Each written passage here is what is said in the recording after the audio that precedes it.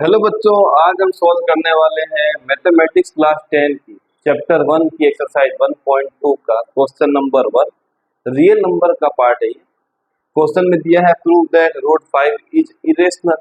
जब हमें ऐसे क्वेश्चन मिलते हैं तो हमें इसका अपोजिट लेके चलना पड़ता है, कॉन्ट्रेरी पार्ट लेके चलना पड़ता है, और जो हम लेके चलते हैं उसको हमें रॉन्ग प्रूफ करना पड़ता है। जो हम लिए हैं उसी को रॉन्ग प्रूफ करना पड़ता है, तब ये क्या होता है, राइट हो जाता है। चलिए स्टार्ट करते हैं। Let us assume to the contrary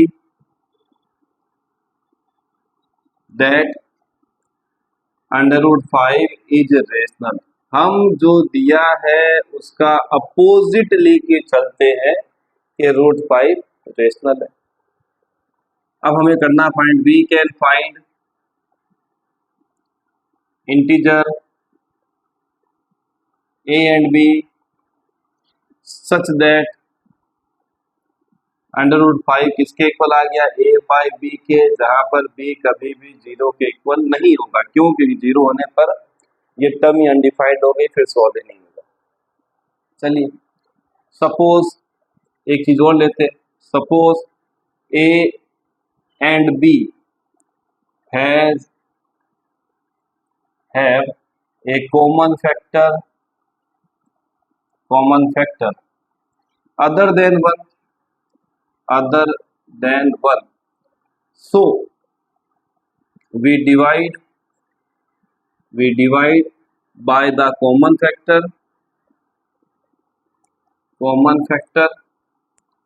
and make a and b co-prime।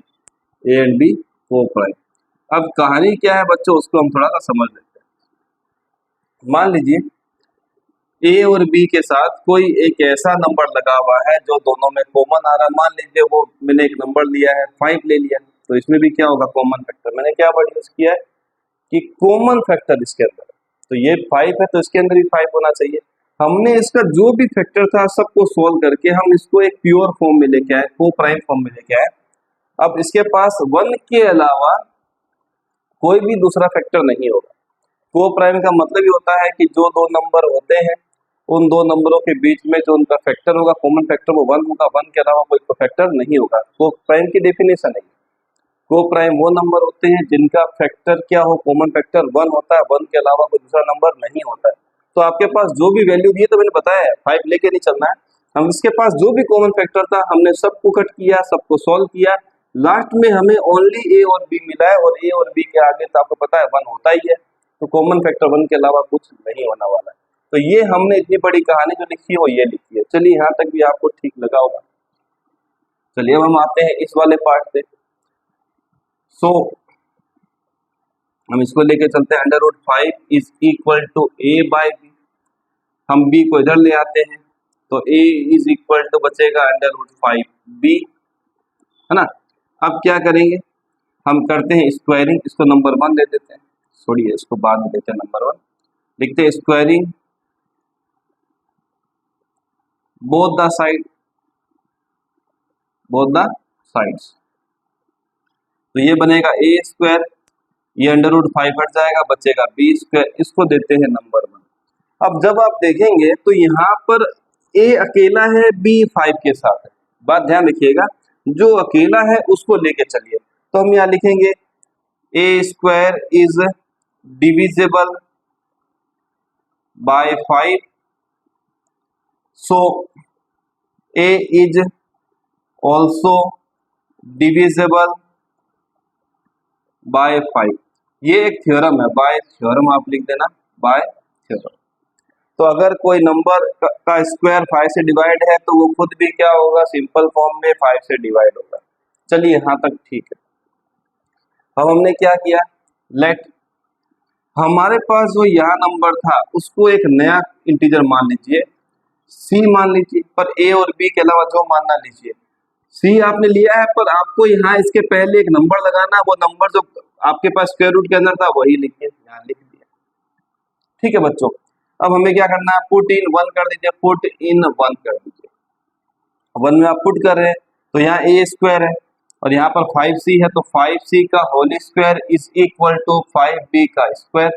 तो यहाँ जाएगा 25c स्क्वायर, 25c स्क्वायर किसके बराबर आएगा 5b स्क्वायर के, तो कट होगा तो आएगा 5c square is equal to b square.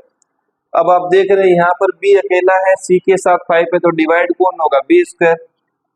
b square is divisible by 5, so b is also divisible by 5। यहाँ पे क्या लिख देंगे बाय थ्योरम।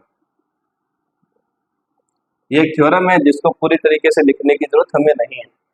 ये होने के बाद क्या हो बच्चों, मैं ऊपर वाला पार्ट को थोड़ा मिटा देता हूँ फटाफट। ये लीजिए ऊपर वाला पार्ट को हम थोड़ा मिटा देते, नोट कर लिया होगा आपने।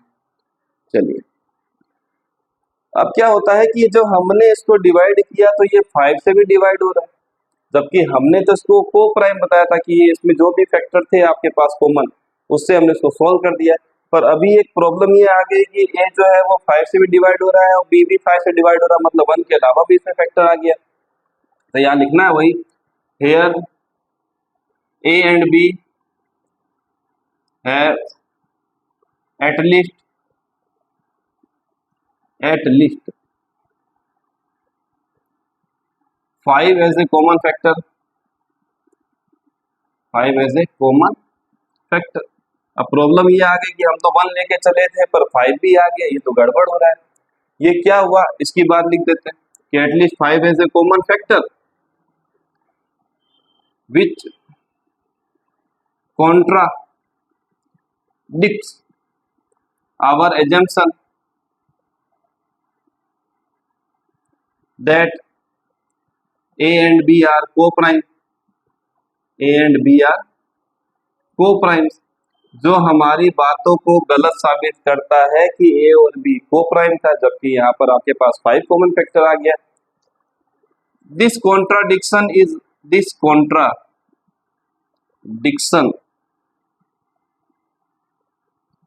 has arisen due to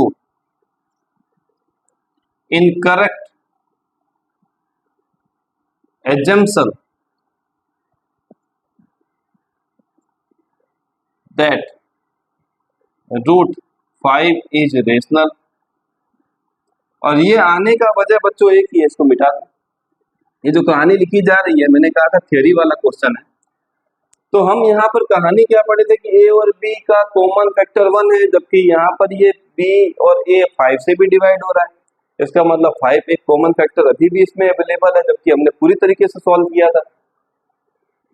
हमने बताया था कि हमने जो ए और बी को को प्राइम लिया था वो हमारी बातों को गलत साबित करता है, जो हमने एजम्पशन लिया था, जो हमने बताया था कि भाई ऐसा कुछ होगा। तो ये इसके लिए ये बातें आई है क्योंकि हमने लिया था रूट 5 को रेशनल, जो गलत था। Therefore so under root 5 is irrational. कहानी यही है बच्चों, फिर से एक बार देख लेते हैं कि हमने सबसे पहले ए और बी को लिया, ए और बी इंटीजर हैं, और हमने ए और बी को इस तरीके से सॉल्व किया कि उनके बीच का कॉमन फैक्टर सारे के सारे खत्म हो चुके हैं और कॉमन फैक्टर बचा है 1। हमने उनको को प्राइम बनाया, हमने उनको सोल्व किया, तो ए जो है वो 5 से डिवाइड हुआ, बी भी 5 से डिवाइड हुआ, मतलब 1 के अलावा भी इनमें कॉमन फैक्टर था जिसका वैल्यू था 5, और वो गलत हो गया। क्यों गलत हुआ? क्योंकि हम इसको गलत लेके चल रहे थे, क्योंकि रूट 5 तो हमने रेशनल लिया था, जबकि तो पॉसिबल ही नहीं था, इसीलिए हमारी कहानी गलत हो गई। तो ये था क्वेश्चन नंबर 1.2 का रियल नंबर का क्वेश्चन नंबर 1। मिलते हैं नेक्स्ट वीडियो।